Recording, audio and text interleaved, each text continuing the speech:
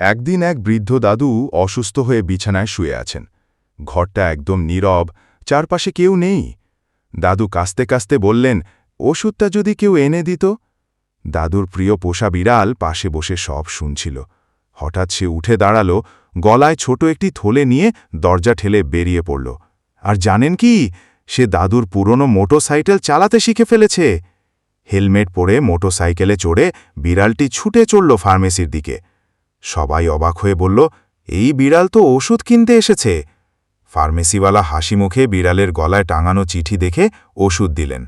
বিড়াল আবার মোটরসাইকেলে চড়ে দাদুর কাছে ফিরে এলো। দাদু অবাক হয়ে বললেন, তুই তো শুধু পোষা প্রাণী না, তুই আমার জীবন রক্ষাকারী। ভাষা না থাকলেও ভালোবাসাই বুঝিয়ে দেয় কে আমাদের আপন। দাদু আর বিড়াল মন খারাপ করে বসে আছে। অনেকে গল্প শুনে মুগ্ধ হলেও কেউ লাইক এবং সাবস্ক্রাইব করেনি।